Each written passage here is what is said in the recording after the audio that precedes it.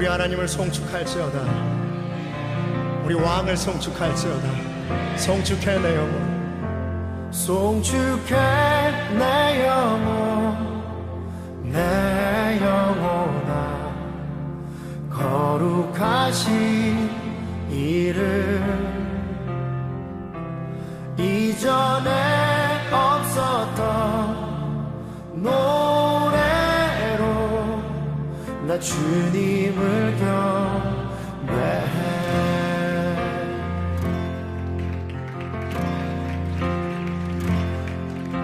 해가 뜨는 새 아침 밝았네.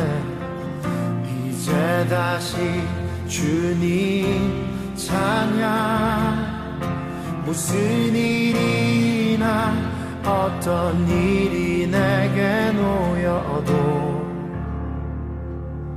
저녁이 올 때 나는 노래해.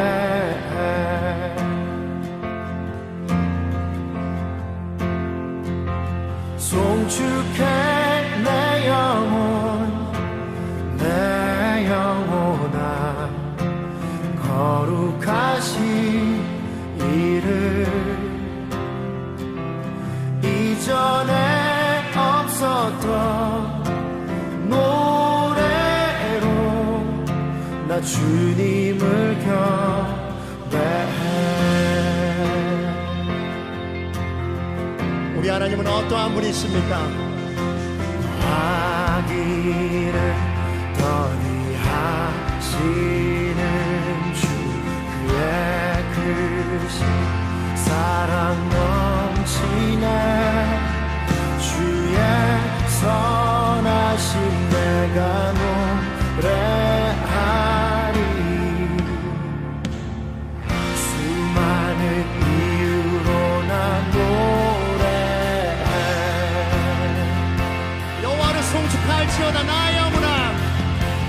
송축해 내 영혼, 내 영혼아. 거룩하신 이름, 이전에 없었던 노래로 나 주님을 경배해. 송축해 내 영혼, 내 영혼아. 거룩하신 이름, 이전에 없었던 노래로 나 주님을 경배해.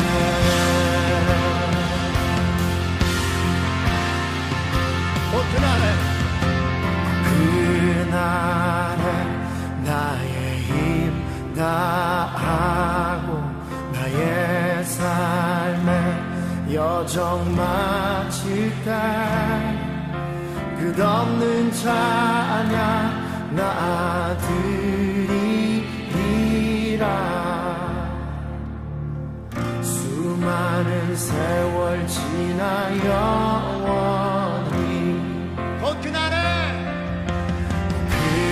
나의 힘 다하고 나의 삶의 여정 마칠 때 끝없는 찬양 나 드리리라. 수많은 세월 지나 영원히 송축할지어다. 송축해 내 영혼, 내 영혼아. 거룩하신 이름,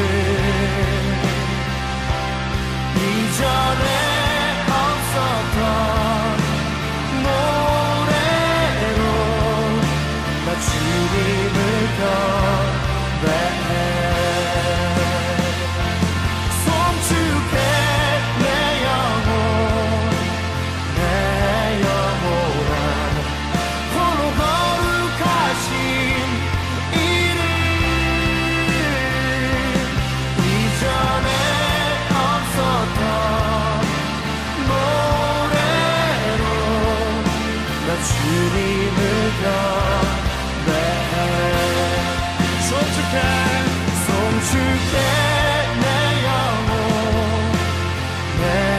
영혼아 거룩하신 이름 이전에 없었던 노래로 나 주님을 경배해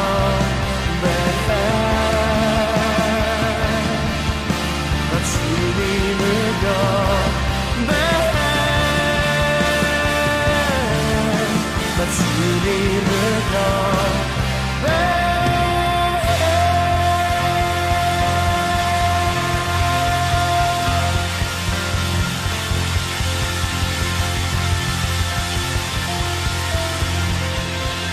송축할지어다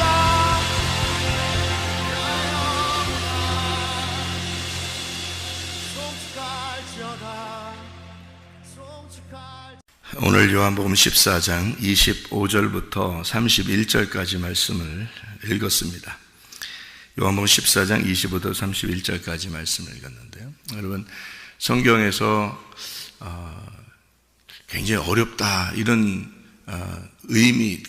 의미적으로 굉장히 어렵다, 그런 마음이 드는 성경이 그 중에 하나가 어디냐면 요한복음 14장, 요한복음 15장, 요한복음 16장 이렇게 사람들이 이야기하거든요. 요한복음 14장, 15장, 16장 이게 예수님의 이제 마지막 십자가 못 박혀 돌아가시기 전에 제자들에게 가르치는 그런 말씀이에요. 그러니까 이 말씀이 왜 어렵냐 그러면 은혜를 받고 십자가의 그 주님을 만난 사람 있잖아요. 가슴으로 이렇게 주님을 만나면 이 말이 참 쉬워요. 어려운 게 아니고 쉬운 말인데, 그런데 그렇게 못 만난 사람은요, 이게 도대체 뭔 말인지 잘 몰라요. 이게 도대체 무슨 말인지. 그러니까 생각을 해보세요. 요한복음 14장 20절에 보면 그날에는 내가 아버지 안에 너희가 내 안에 내가 너희 안에 있는 것을 너희가 알리라. 어떻게 알아요? 자기가 진짜 그게 잘 안 느껴지는데 어떻게 아냐고요. 생각을 해보시라고. 내가 아버지 안에 너희가 내 안에 내가 너희 안에 있는 것을 너희가 알리라. 잘 모르거든요. 그게 안 보이니까. 근데 진짜 주님을 만난 사람들은 이게 무슨 말인지 그냥 가슴으로 아는 거예요. 머리로 이해가 돼서 아는 게 아니고 그냥 가슴으로 아는 거예요. 어떻게 아는 거냐면 그냥 주님과 우리가 하나가 된 것 같아. 그러니까 주님과 내가 하나가 된 것 같고, 그 주님이 내 안에 같이 있고 나도 주님 안에 있는 것 같고, 그냥 그게 느낌으로 있어요. 느낌으로. 그러니까 가슴으로 느껴진단 말이에요. 그러니까 요거를 머리 지식으로 알려면 참 어렵죠. 근데 가슴으로 알면 이게 어렵지 않고 그냥 느낌으로 다 이렇게 속에서 느껴지니까, 그러니까 아는 거지. 그러니까 성경을 그런 가슴으로 아는 걸 머리로 이해하려고 그러니까 머리가 잘 이해가 안 될 수도 있겠다. 이제 이런, 그래서 설명을 이걸 하잖아요. 아무리 설명해도 모르는 사람은 몰라요. 무슨 말이에요 이게 도대체. 그러니까 이거는 가슴으로 알고 주님을 경험하고 그런 사람들이 이제 알게 된다. 여러분, 그 주님을 가슴으로 느끼고 싶다 그러면 어떻게 하면 되냐면요, 회개하시면 됩니다. 그러니까 회개하면 되는데 어떻게 회개하느냐면 자기의 모든 죄를 다 주님 앞에 고백을 하면 돼요.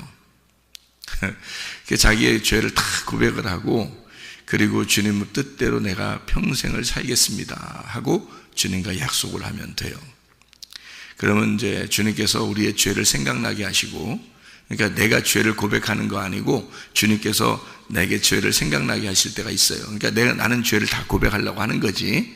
나는 죄를 다 고백하려고 하는데, 그런데 주님이 그 기도하는 가운데 주님께서 죄를 생각나게 하시면, 그러면 이 죄가 너무 하나님 앞에 너무 잘못했구나, 내가 정말 죄인이구나, 내가 죽을 수밖에 없구나 라는 것을 깨닫게 돼요. 그걸 깨닫게 되면 주님께서 확 이제 하나가 되죠, 그 사람하고. 그러니까 내가 죽으니까, 그러니까 나는 죽을 수밖에 없는 죄인임을 깨달으니까, 그게 느껴지니까 그러니까 주님이 나와 함께 이제 하신다는 것을, 주님이 아니면 은혜를 받을 수 없다라는 것을 이제 깨닫게 되니까요. 그렇게 되면 이제 죄를 회개하는 거고 은혜를 받는다, 이렇게 볼 수가 있어요. 뭐 큰 소리로 기도해도 되고 작게 기도해도 되는데 가슴으로 정말 진심으로 하나님 앞에 기도하는 순간이 있어야 돼요. 그것이 오지 않으면 진정한 회개가 되지 않습니다. 그냥 뭐 교회 왔으니까 한 번씩 기도하고 이런 거로 가지고는 진정으로 이게 되지가 않아요. 저도 뭐 어릴 때부터 뱃속부터, 엄마 뱃속부터 신앙생활한 사람인데 제가 왜 이런 얘기를 하겠습니까? 그냥 교회 다니면서 예수님 믿고 말씀 듣고 기도하고 그러면 내가 주님과 하나가 된 거라고 얘기하면 그냥 그렇다고 믿으면 되지, 이렇게 얘기하면 되겠잖아요. 저도 그렇게 생활해 왔으니까. 그런데 그게 아니라는 것을 제가 경험을 했기 때문에 그래요.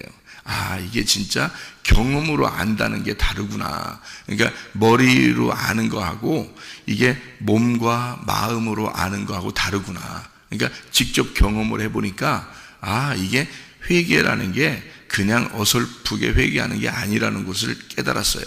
그리고 그 회개, 진정한 회개가 있을 때 주님이 나와 함께 하시고 나는 주님과 함께 있고, 이것을 느낌으로, 가슴으로 이게 알게 되더라는 겁니다. 그러니까 한마디로 말하면 주님의 십자가에 같이 가서 같이 죽는 것을 경험을 해야 되는 거죠. 그래서 내 자신이 사라져야 돼요.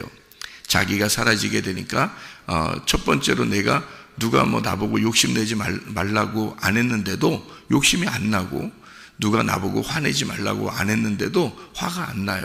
그러니까 이상하게 그렇게 되더라고요. 그러니까 내가 죽으니까 그런 거예요. 내가 죽으니까 그걸 회개라 그러는 거예요. 근데 자기가 회개가 안 되면 이상하게 자기는 욕심 안 부리려고 하는데 욕심 나고 자기는 화 안 내려고 그러는데 화가 나고, 그래요. 회개가 진정으로 안 돼서 그런 거예요. 진정으로 회개되면. 그러니까 저도 교회 생활하고 목사 생활하고 다 했잖아요. 다 죄도 짓고 뭐 별짓 다 해보고 다 했어요. 그리고 회개도 하고. 그러니까 이거를 다 이제 경험을 해보니까 이게 주님을 진짜 만난다는 거, 주님을 사랑한다는 거, 주님을 진짜 믿는다는 게 뭔가 다른 게 있구나라는 것을 알게 되니까 교회 다니는 사람들이 진정으로 회개한 사람이 얼마나 되는가, 이렇게 저는 판단할 수 없지만 하나님께서는 판단하실 것이다, 이 말이에요. 그러니까 하나님의 그 판단에서 의로운 사람이 되려면 여러분, 우리 모두 다 회개해야 된다. 그래서 제가 회개를 강조하는 거고, 여러분에게 우리는 교회에 와서 뭐 하는 거냐? 죽는 거다. 그래서 그것을 강조하는 겁니다. 네가 죽으면 너는 살게 될 것이다. 너는 회개를 하게 되면 진정으로 구원받게 될 것이다. 이런 것을 자꾸 강조하게 되는 거예요. 진정으로 알게 되니까 그렇게 된 거예요. 그러니까 말로 표현하는 것은 내가 100%를 가슴으로 알았어도 말로 표현하는 건 7, 80%가 가장 많이 설명하는 게 아마 7, 80% 그렇게 설명이 될 거예요. 그러니까 100%를 경험하게 되려면 여러분도 진짜 회개 안에 들어가야 합니다. 회개하고 주님의 십자가에 같이 매달려야 하고 여러분이 진짜 죽음을 경험해야 됩니다. 그러면 여러분, 당신 구원 받았어요? 뭐 그렇게 누가 안 물어봐도, 또 내가 진짜 구원 받았나 이런 거 생각 안 해봐도 그냥 주님과 함께 살아가는 거예요. 그러면 되는 거죠. 그러니까 자기가 모든 거 밥을 먹어도 우리가 먹든지 마시든지 무엇을 하든지 하나님의 영광을 위해서 해라, 그거 말 안 해도 그냥 내가 먹는 것도 하나님의 영광을 위해서예요. 마시는 것도 하나님의 영광을 위해서, 내가 살아가는 것도 하나님의 영광을 위해서구나 라는 것을 그냥 알게 되는 거예요. 그냥 알아요.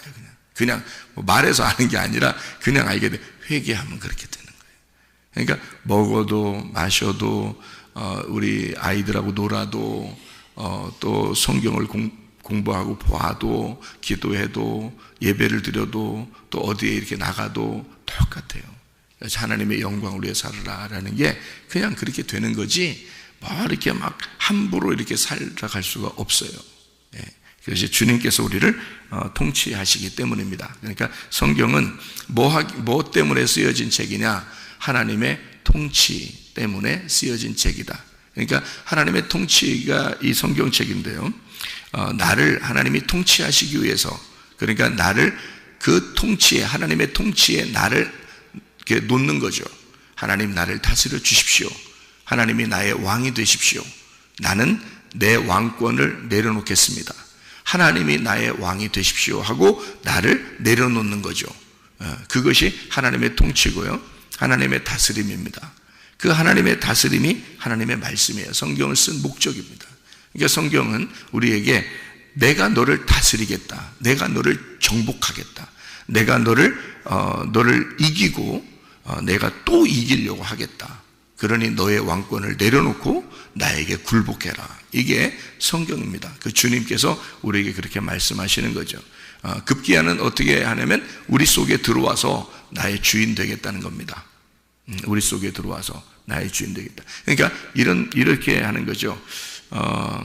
요한복음 15장의 7절에 보면 이런 말씀이 있어요.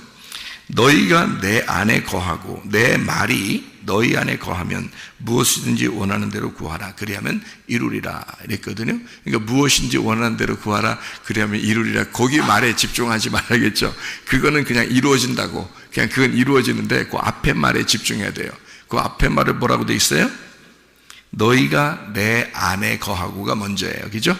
그 다음에 두 번째로 내 말이 너희 안에 거하면, 이렇게 두 번째가 돼 있어요. 그러니까 이 두 가지가 이루어지면, 그러면은 원하는 대로 구해봐, 다 이루어진다. 그랬어요. 원하는 대로 구하는 것은 그 원하는 게 나의 원함이 이제 누구의 원함이 됐기 때문에 그래요? 하나님의 원함이 됐기 때문에 그렇습니다. 그러니까 나의 원함이 내 소원이 아니라 주님의 소원이 됐기 때문에, 그러니까 다 이루어질 수밖에 없는 거죠. 어떻게 됐으니까? 너희가 내 안에, 내 말이 너희 안에. 그러니까 내가 주님 안에 들어가고 주님의 말씀이 내 안에 들어오면, 그럼 어떻게 됐단 말이에요? 주님과 내가 하나가 됐단 말이죠. 하나가 되니까 내 소원이 없는 거지, 예수님의 소원이 있는 거죠. 예수님이 나의 주인 되는 거죠. 예수님이 날 다스리는 거지. 그러니까 내가 생각하는 것도 말하는 것도 행동하는 것도 다 주님의 것이 될 수 있다는 거예요. 이게 여기 지금 15장 7절의 말씀이거든요. 그런데 그거를 어떻게 아냐고. 그렇게 돼본 사람이 아니면 말을 못해요. 그래서 이해가 안 되는 거예요. 그 말이 저 무슨 말이지? 이게 머리로는 이게 들으니까 좀 뭐 그래 그런 그 말이야? 이렇게 이해는 할 수 있겠지만 자기 가슴으로는 이게 안 느껴지고, 그게 진짜로 이게 자기 가슴으로 모르겠으니까 생활 가운데 늘 까먹죠. 늘 까먹고 자기 생각대로 또 살아요. 그게 안 되게 돼 있어요. 원래 자기 생각대로 살지 않게 돼 있어요, 예수를 믿는 사람은. 왜냐하면 우리가 주님 안에 들어갔고 주의 말씀이 우리 안에 들어왔기 때문에 하나가 됐거든요. 하나가 돼서 떨어질 수가 없는 관계가 된 거예요. 그거를 성경에서는 혼인잔치, 결혼이라 그러는 거예요. 예수님하고 내가 결혼했다는 겁니다. 그러면 내가 먼저 순서가 어떻게 돼요? 예수님 안에 들어갔다는 거예요. 예수님 안에 들어갔다는 말은 무슨 뜻이에요? 예수님이 십자가에 매달려 죽으셨고 자기의 살이 찢겼다 이 말이에요. 자기 살이 찢겨서 내가 그 안에 들어갔다 그 말이죠. 그러니까 자기 살이 찢겼다는 말을 히브리서는 뭐라고 되어 있냐면 지성소에 들어가는 휘장이 찢어졌다 그러죠. 그래서 그거를 육체가 죽으실 때, 예수가 육체가 죽으실 때 휘장이 찢어져 우리가 제사장이 되었다 그 말이에요. 그러니까 우리를 왕 같은 제사장이다 그렇게 말하잖아요. 그죠? 왕 같은 제사장만 들어가는 그런 지성소에 우리가 들어갈 수가 있게 됐다는 거죠. 이 휘장이 찢어졌어요. 예수님이 죽으실 때 찢어졌다. 찢어진 사이로 들어가는 거예요, 우리가. 그러니까 예수님이 십자가 못 박혀 죽으시면서 우리를 어떻게 했다는 거예요? 자기 속에 집어넣었다는 얘기지. 이해가 되겠어요? 그러니까 자기가 죽으시면서 우리를 자기 속에 집어넣었다는 얘기야. 그래서 너희가 내 안에 이 말한 거예요. 너희가 내 안에. 그러니까 우리가 주님 안에 들어가 있는지도 모르는 사이에 들어가 있다고요. 그러니까 우리는 모두 다 하나님의 품 안에 들어가 있는 거야, 우리가. 그래서 교회가 생겨난 거고요. 예수가 죽으시고 성령이 오셔서 교회가 생긴 거거든요. 교회가 생겨서 우리는 그 교회 안에 들어와 있는 거고, 주님의 품 안에 들어가 있는 거고, 이렇게 되는 거예요. 주님의 그 육체가 죽으시고 우리는 그 안에 들어갔다 이 말이고. 그럼 이제 그 다음에 뭐가 돼요? 그 다음 순서가 뭐냐면 주의 말씀이 내 안에 들어와야 돼요. 내 안에. 그러니까 여러분 안에 이제 주의 말씀이 들어가는 순서가 필요한 거야. 그러니까 여러분 안에 자꾸 말씀이 들어가야지. 그래서 그러면 어떻게 들어가야 돼요? 어떻게 하면 들어가겠어요? 가만히 앉아있으면 들어가요? 가만히 앉아있는 사람이 얼마나 많은데. 교회 가가지고 예배 드리면서 가만히 앉아있는 사람이 얼마나 많은데요, 이 세상에. 그런다고 들어가는 게 아니에요. 어떻게 하면 들어가요? 가슴이 찢어진 사람, 자기가 찢어진 사람, 고난 가운데, 고통 가운데 자기가 주님 바라보면서 주님 아니면 나 살 수가 없습니다 하고 자기 가슴이 찢어진 사람한테 말씀이 들어가게 돼 있어. 그래서 그런 사람들이 말씀을 깊이 들어요. 왜냐면 자기가 지금 힘드니까. 그래서 고난 가운데, 고난이 없으면 주의 영광이 없는 거야. 죽음이 없으면 부활이 없는 것처럼 자기의 고난 가운데 주의 윤리의 말씀을 배우게 되는 거거든요. 시편 119편 71절의 말씀처럼. 그러니까 이 고난으로 가슴이 찢어지면서 말씀이 들어오게 돼 있는 거야. 이게 가슴이 찢어지면 말씀이 들어와. 그러면 어떻게 됐어요? 자, 나는 주님 안에 들어갔지. 주의 말씀이 내 안에 들어왔지. 어떻게 됐겠어요? 하나 된 거예요. 주님과 우리가 하나 된 거다. 그걸 이제 성령이 오셨다. 성령이 오셨네. 성령이 오셨네. 이렇게 말하는 거예요. 그 성령이 뭔데요? 진리의 말씀. 진리의 말씀이 성령이에요. 그러니까 진리의 말씀이 우리 속에 들어오는 거예요. 그러니까 성령이 들어오신다 그렇게 말하는 거죠. 그게 영이란 말이에요. 영이니까 안 보여. 근데 그 안 보이는 게 내 가슴으로 느끼는 사람은 그게 마음의 눈으로 보여요. 그러니까 마음으로 느끼는 거지 이게 눈으로, 겉에 눈으로 보이는 게 아니에요. 그래서 성령의 귀가 열렸다, 성령의 눈이 열렸다, 성령으로 본다, 뭐 성령으로 듣는다 이렇게 말하는 것은 뭐 우리 귀로 이렇게 듣는 것도 아니잖아요. 요한계시록에 보면 성령이 교회들에게 하시는 말씀을 귀 있는 자들만 들으라 할 때 이게 영의 귀가 열렸다는 뜻이죠. 영의 눈이 열리는 것도 욥기서를 보면요, 욥기서 42장에 욥이 고난을 다 당하고 난 다음에 나중에 뭐라고 그래요? 욥이 내가 주님을 듣기만 하였사온데 이제는 여호와 하나님을 내가 눈으로 보나이다 이렇게 얘기했어요. 그것은 눈으로 본다는 게 단순히 이런 눈으로 본다는 뜻이 아니에요. 마음의 눈으로 이제 깨닫게 되었습니다. 이제 그런 말이에요. 마음의 눈으로 보게 되었습니다. 그러니까 영의 눈이 열렸다, 영의 귀가 열렸다라고 하는 것은 바로 그 가슴이 열렸다는 뜻이에요. 마음이 주님을 만났다 그 말이에요. 그러니까 겉으로 말은 표현은 잘 이렇게 못하지만 표현으로는 좀 어색하죠. 그러니까 100%가 안 되니까 말로는 잘 그만큼까지는 표현이 안 될 거예요. 근데 가슴으로는 알겠단 말이에요. 그 주님을. 그죠? 그게 이제 진짜 주님 만난 거예요. 그러니까 성경을 많이 안다고 만나는 게 아니고 진짜 가슴으로 만나는 사람인데 그게 뭐냐면 가슴이 찢어진 사람이 그 주의 말씀이 자기 속에 들어와요. 그럼 만나는 거예요. 그래서 여러분에게 말씀이 여러 번 증거돼도 어느 날은 막 자기 가슴에 찢어지듯이 막 자기 말씀이 확 들어오는 사람이 있어요. 그때가 말씀이 들어가는 때예요. 그러니까 그냥 로고스 말씀이 레마로 전달되지 않으면요 이게 들어오질 않아요. 그냥 로고스 말씀은 로고스 말씀으로서 말씀 자체는 말씀이고 우리하고는 상관이 없어요. 그런데 레마라는 말씀으로 전달돼야지만이 들어오게 돼 있어요. 우리 속에. 그러니까 그 말씀을 받아들여야 되는 거죠. 그게 말씀이 들어오면 이제 깨닫게 된다. 그런 말씀이거든요. 사람들이 보혜사 그러는데 보혜사가 뭐냐면 성령인데요. 이 성령이 보혜사가 무슨 거냐면 사람들이 보혜사 그러니까 누가 뭐 자기가 보혜사다 그렇게 자기가 보혜사 그게 진짜 네가 보혜사냐 그래서 사람들이 사기쳤다 해가지고 법정에 이제서 만났대요. 만났더니 당신이 보혜사의 성령입니까? 그러니까 내가 언제 그런 말 했습니까? 또 그랬대. 그러니까 완전히 이게 웃기잖아요. 그죠? 아니 자기가 보혜사 성령이라고 했으면 거기 가서도 자기가 보혜사 성령이라고 해야 될 거 아니야. 그렇잖아요. 나 같으면 그렇게 얘기하겠다. 나 같으면 생각을 해보세요. 네가 보혜사 성령입니까? 예, 보혜사 성령입니다. 왜요? 뭐 잘못된 거 있습니까? 뭐 성령 보여요? 뭐 이렇게 하면 될 거 아니에요. 이게 무슨 말이냐면 여러분 잘 봐요. 이게 성경을 잘 봐야 돼요. 그래서 자기가 하나님, 예수님, 성령님에서 자기가 보혜사 성령이라고 하고 싶으니까 이렇게 된 건데 그런 말 하면 안 되고요. 이런 말 해야 돼요. 보혜사 성령은 사실 우리 속에 다 들어와 계셔요. 말씀으로. 진리의 말씀으로 다 들어와 있기 때문에 사실 자기가 보혜사 성령의 역할을 우리 사람이 하는 거예요. 그래서 모든 사람이 보혜사 성령의 역할을 하는 거거든요. 왜냐하면 그 사람 속에 성령이 들어와서 그 진리의 말씀이 그 속에 존재하면은 보혜사 성령의 역할을 하는 거예요. 누구나. 그러니까 보혜사 성령이 안 보이지 옆에, 그죠? 우리 속에 계시니까, 다 각자 사람들 속에 있으니까 안 보이는 거죠. 그러니까 누구나 자기가 보혜사 성령이라고 해도 되는 거예요. 왜냐하면 자기하고 성령하고 하나가 됐으면, 그죠? 성령하고 나하고 하나가 됐으면 성령이 어디 있어? 따로 있는 게 아니라 내 속에 있으니까 내가 보혜사 성령으로 진리의 말씀을 증거한다, 이렇게 진리의 말을 말한다라고 해도 괜찮은 얘기거든요. 그러니까 어떤 사람만 그런 게 아니라 누구나 다 똑같이 그렇게 될 수 있는 거거든요. 누구나 다 그리스도를 믿고 진짜 가슴으로 주님을 받아들인 사람, 가슴이 찢어져 하나님의 말씀, 진리의 말씀이 자기 속에 들어온 사람은 다 보혜사 성령이 될 수가 있는 거거든요. 근데 그것이 원래 요한복음 14장 20절이에요. 근데 이거를 그 보혜사 성령이 제대로 잘 모르면 이게 안 깨달아지죠. 왜냐면 가슴으로 느껴지지 않으니까, 성령님은 늘 따로 있는 것 같고 자기는 따로 있는 것 같으니까, 하나님은 저쪽에 있는 것 같고 나는 여기에 있는 것 같으니까 이 느껴지지가 않는 거죠.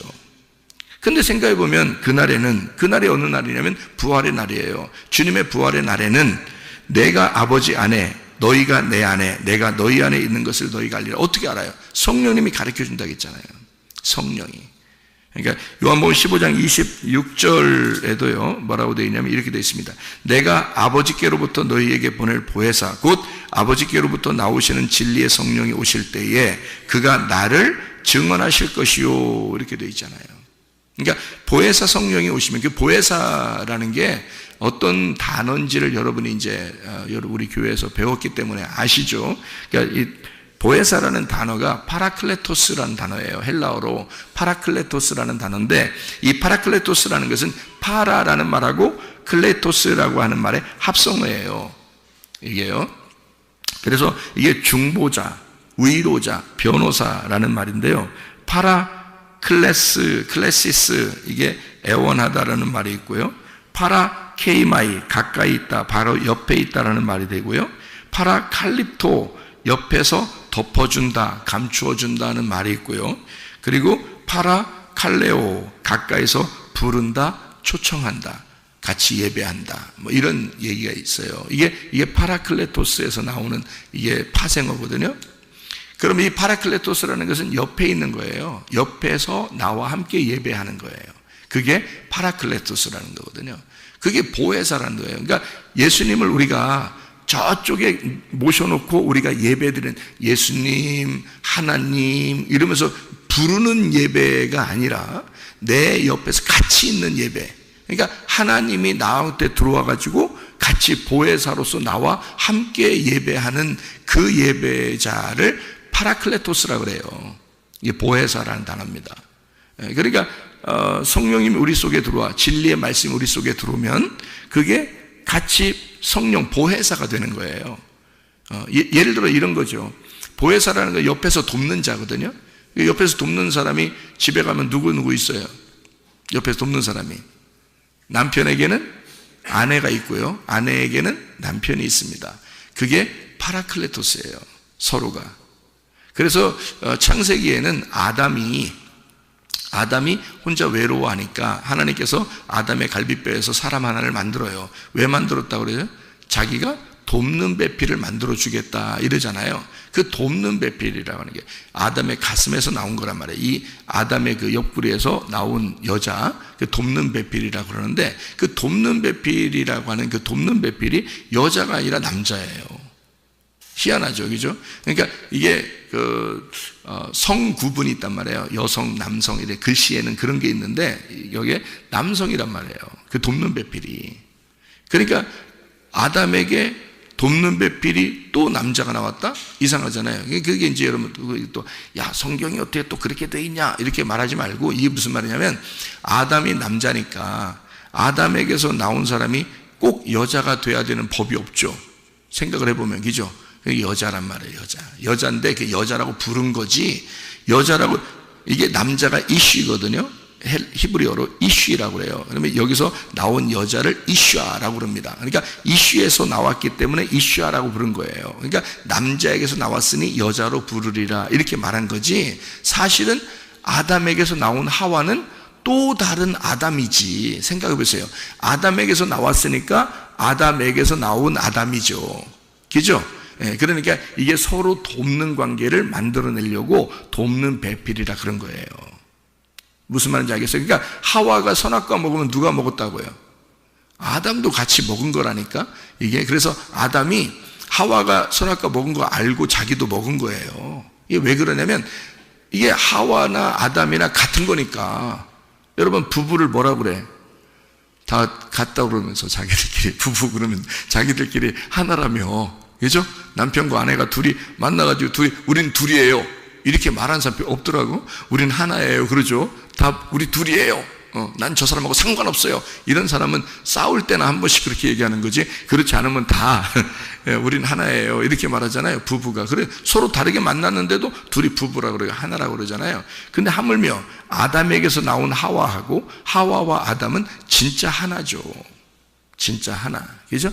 그러니까 하나님 우리를 어떻게 생각하냐면 하나님 안에서 우리가 태어난 거잖아요. 하나님 안에서 우리가 태어났으니까 우리도 또 하나의 하나님의 아들이란 말이에요. 그래서 우리를 따로 보질 않아. 하나님은 우리를 따로 보질 않고 항상 우리를 하나라고 생각해요. 하나님은. 근데 우리들은 어떻게 생각하면 하나님을 따로 놓고 하나님을 예배한다고 생각해. 그러니까 예수님이 요한복음 4장에 예배, 이제 앞으로 예배는 어떻게 하냐, 사마리아 여자가 뭐라고 하냐면 이 산에서 예배드리는, 우리는 이렇게 예배드리는데 당신들은 예루살렘이라는 산에서 예배드린다면서요. 그러니까 예수님이 이 산에서도 말고 저 산에서도 말고 이제 예배할 때가 오는데, 그때가 언제냐면 영과 진리로 예배할 때가 와. 그래서 영과 진리로 예배하는데 그렇게 예배하는 자를 하나님이 찾으실 거야 이랬잖아요. 하나님이 찾으실 거야. 이제 너희가 하나님 찾는 게 아니야. 하나님이 너희를 찾아올 거야 이런 얘기했잖아요 예수님이, 그죠? 그 말이 뭐겠냐고요. 그 말이 뭐냐면 우리가 하나님을 멀리 놓고 예배를 이렇게 드리는 거라고 사람들은 생각하는데, 지금의 시대는 어떤 시대냐면 하나님이 우리를 찾아와서 예배를 드리는 시간이란 말이에요. 그러니까 하나님이 우리를 찾아와서 예배 드리는 걸 뭐라고 그래요 여기서? 그러니까 요한복음 14장 15장에는 보혜사가 온다 그렇게 말한 거야. 그래서 돕는 배필이 네 안에 들어와. 아예 그냥 같이 예배할 거야. 한 부부가 될 거야 그 말이에요. 그게 보혜사예요. 보혜사, 돕는 배필, 하나가 된 부부. 그래서 성령과 내가 하나가 된 거야. 하나가 되니까 예배를 어떻게 같이 드리는 거죠. 그러니까 하나님이 나를 예배하시는 거야. 나는 하나님을 예배하는데 하나님은 나를 예배하시는 거야. 같이 예배 드리는 거예요. 그래서 서로 하나 됐다고 얘기하는 거예요. 돕는 배필이라고. 이게 진짜 느껴지는 거하고 머리로 이해하는 거하고는 참 달라요. 그래서 요한복음 14장, 15장, 16장이 많이 이제 이해를 이렇게 쉽게 하기가 어려워지는 거죠. 자, 아까도 우리가 이제 그 인도자가 얘기를 했지만 뭐라고 얘기했냐면, 하나님이 주시는 평안은 다르다. 그랬죠? 하나님 주시는 평안은 달라요. 어떻게 다르냐면 우리가 이제 생각하는 그 평안은, 세상의 평안은 뭐 기쁠 때, 즐거울 때, 뭔가 일이 잘 풀렸을 때 그때 평안하죠. 안 풀리고, 일도 안 풀리고 막 아프고 힘들고 고난이 있고 뭐 하여튼 일도 뒤지게도 안 풀리고 뭐 이러면 어떻게 해요? 마음이 평안해요, 불안해요? 불안하고 두렵고 초조하고 막 이러잖아요. 급하고 화나고 막 이러잖아요. 그게 세상이거든요. 그러니까 세상에서 주는 평안은 뭔가 일이 잘 풀리고 기쁘고 건강하고 좋은 일만 있을 때 평안하단 말이에요. 세상에 주는 평안은. 근데 주님이 주신 평안은 그렇지 않아요. 주님이 주신 평안은 오히려 두려울 때, 무서울 때, 고난받을 때, 힘들 때, 그때 하나님이 마음으로 주시는 평안이 있다고요. 그게 주님이 주신 평안이에요.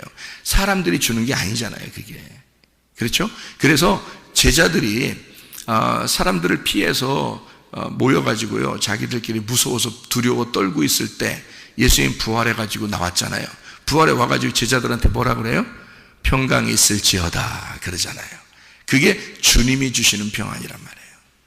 예, 주님, 부활하신 주님이 주시는 평강. 이거는 어떻게 오냐면 이런 평강만 여러분에 있으면요, 빌립보 4장 6, 7절의 말씀에 아무것도 염려하지 말고 오직 모든 일에 기도와 간구로 너희 구할 것을 감사함으로 하나님 앞에 아뢰라.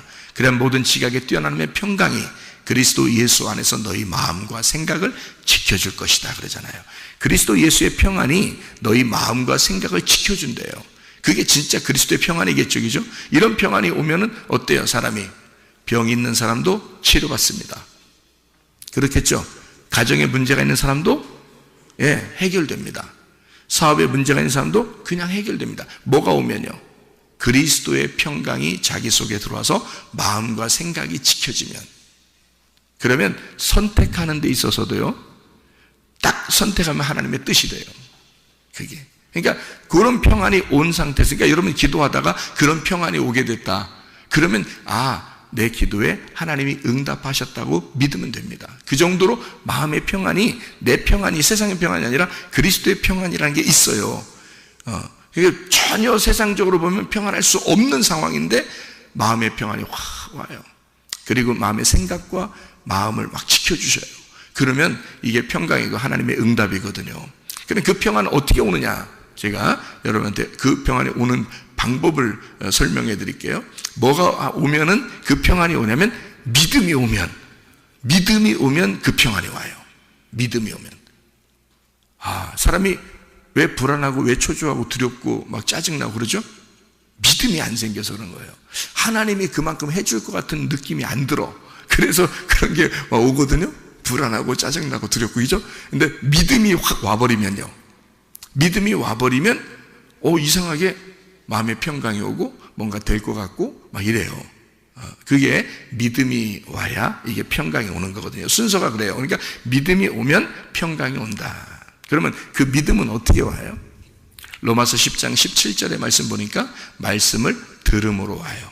말씀을 들음으로 믿음이 생겨요. 말씀이 안 들으면, 근데 아무 말씀이나 듣는다고 믿음 생기는 건 아니고요, 진리의 말씀을 들어야 돼요. 그러니까 참된 말씀을 들으면 여러분 믿음이 자꾸 생깁니다.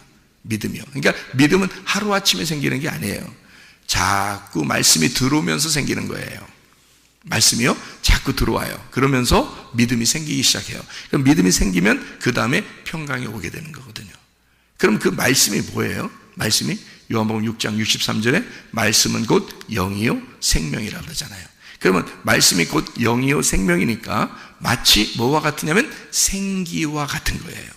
생기. 그래서 여러분이 새벽에 나와서도 이렇게 말씀을 듣잖아요. 이게 여러분에게 생기가 되셔야 합니다. 그러면 여러분은 사는 거예요.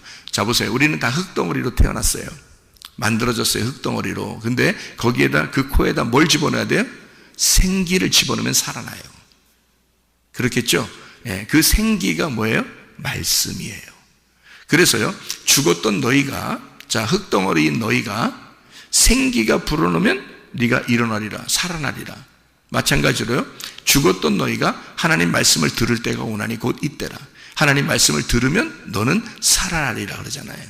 그게 요한복음 5장 25절의 말씀입니다. 그러면 우리가 뭘 받으면 되냐? 생기를 받으면 되는 거예요. 근데 이게요, 생기라는 게 있고 사기라는 게 있어요. 이게 사기 치지 말라 이런 말들. 그 사기라는 게 뭐예요? 사기 떨어지는 얘기야. 그게 사기야. 생기는 생기 발랄한 거고요. 이게 사람을 이게 올라가게 만드는 거고요. 사기는 뭐냐면 죽이는 거야. 기를 죽이는 거. 그러니까 어떤 말을 하느냐에 따라서 사람 기 팍팍 죽이는 게 있어. 그리고 어떤 말은 사람을 살리는 말이 있어요. 그러니까 요거를 사람 기 팍 죽이는 게 선악과예요. 선악과. 그리고 사람 기를 살리는 게 생명나무 말씀이에요. 그러니까 진리의 말씀은 생기를 주는 거고요, 거짓의 말씀은 사기입니다. 거짓의 말씀이 사기야. 사기 치는 거야, 그거. 그래서 거짓 말씀은 사기예요. 진리의 말씀은 이게 생명나무 말씀이고요, 생기를 주는 거거든요. 그러니까 우리가 뭘 들어야 살아난다? 죽었던 사람도 살아나는 게, 흙덩어리인 내가 숨을 쉬고 살아날 수 있는 게 뭐냐면 생기가 들어가면 그래요. 생기. 그게 뭐냐면 말씀이에요. 말씀, 진리의 말씀. 그것도 진리의 말씀, 영이요 생기, 생명인 그 말씀이 들어오면, 이게 창세기 2장 7절, 그리고 하나님이 바람이 불 때 주님이 나타나셔요. 선악과 먹고 난 다음에 창세기 3장 8절, 그 바람이 불어요. 그게 하나님의 영이란 말이에요. 하나님의 영이 불 때에 하나님이 나타나셔서 말씀하신단 말이에요. 그게 에스겔 36장 26, 27절에 보면 그게 너희에게 새 마음을 주고 새 영을 주겠다. 이렇게 말씀하시는 말씀이 에스겔 36장 26, 27절이에요. 그리고 요한복음 20장 22절에 예수님 부활하고 난 다음에 자기가 숨을 쉬면서 말하기를 성령을 받으라 이렇게 말한 거예요. 그러니까 창세기로부터 구약에 있는 생기는 바로 뭐였다? 예수님이 불어넣어주는 성령이었다. 그 성령은 뭐다? 진리의 말씀이다 이 말이죠. 그러니까 그 진리의 말씀을 여러분이 새벽이든 저녁이든 계속 이렇게 듣잖아요. 그러면 들으면 이 말씀이 들어오죠. 생기가 들어오죠. 생기가 들어오면 뭐가 생긴다고요? 믿음이 생긴다고. 말씀을 들음으로 그게 믿음이 생기기 시작한다고. 믿음이 생기기 시작하면 이게 바로 뭐로 연결된다? 마음의 평강이 오기 시작한다. 마음의 평강이 오기 시작하면 이제 있던 병도 치료받기 시작한다. 속에서 이게 치료가 시작된다. 그러기 전에는 치료가 시작되는 건 아니죠. 가만히 병 있는 사람 병도 있고, 그 다음에 문제가 있는 사람 문제도 그대로 있고, 다 그대로 걸려 있는데, 말씀, 생기가 들어오는 순간 사람이 이상하게 속에서 뭔가 달라져. 그러면서 생기가 자꾸 불어오니까 속에 믿음이 생기기 시작하고, 마음의 평강이 오면서 병도 낫게 되고, 문제도 해결되고, 이렇게 되기 시작한다는 거죠. 네. 사람이 왜 병 걸려요? 불안하고 초조하고 두렵고, 세상 사는 게 너무 기막힌 일들이 많이 있으니까, 그러니까 병 걸리는 거예요. 기가 막혀서. 무슨 말인지 알아요? 이제는 생기, 이 길을 뚫어줘야 돼. 길을 뚫어주는 게 있는데 그게 바로 뭐냐면 말씀이야. 진리의 말씀이 여러분의 길을 뚫어줘야 하고 생기가 들어가야 돼. 그러면 믿음이 생겨. 그 믿음은 여러분에게 평강을 줄 것이고 그 평강은 여러분에게 치유의 역사가 일어날 것이다. 그 말입니다. 여러분 기도하겠습니다.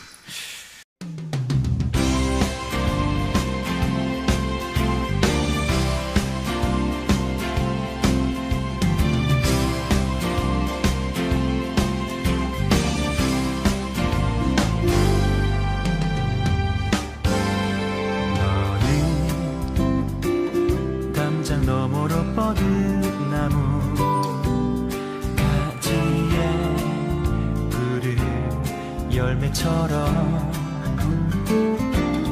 하나님의 귀한 축복이 삶에 가득히 넘쳐날 거야. 너는 어떤 시련이 와도 능히 이겨내 말이 있어. 전능하신 하나님께서 너와 언제나 함께 하시니 너는 하나님의 사랑, 아름다운 하나님의 사랑. 나는 널 위해 내 길을 축복할 거야. 너는 하나님의 선물, 사랑스러운 하나님의 열매, 주의 품에 꽃피는 나무가 되어줘.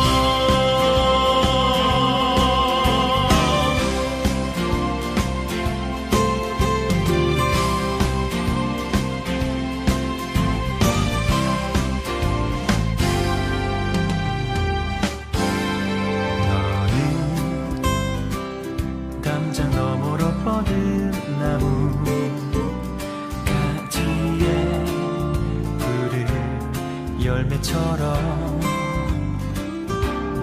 하나님의 귀한 축복이 삶에 가득히 넘쳐날 거야.